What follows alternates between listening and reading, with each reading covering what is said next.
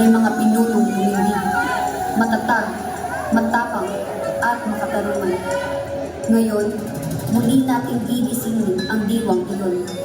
Kami ay para sa pagkakapantay-pantay. Kami ay para sa lahat.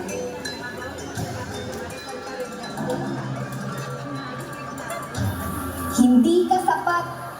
Manahimik ka. Hindi para sa'yo ang pamumuno.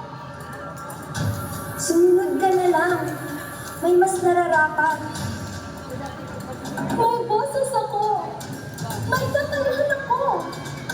Bakit parang wala akong lugar dito? Kasi hindi ikaw ang dapat mauna.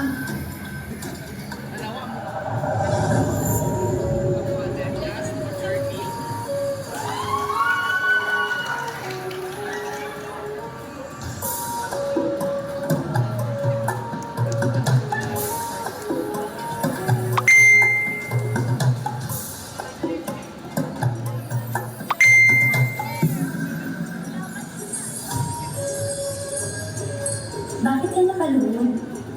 Sino ka? Ako ang alaala ng lakas ng ating pinagmulan. Ako ang tinig ng mga nauna, ang babaylan.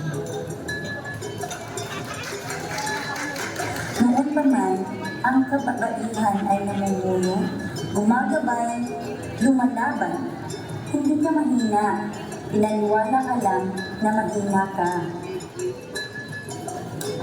At kayo, hanggang kailan kayo mananahimik? Pagod na akong manahimik.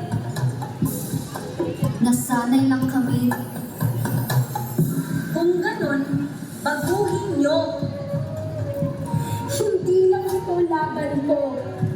Laban ito ng bawat tinig na hindi pinakinggan. Para sa kababaihan. Para sa iba't ibang pagkakakilanlan. Para sa isang lipunang walang iniiwan. Pantay-pantay! Sama-sama! Ngayon!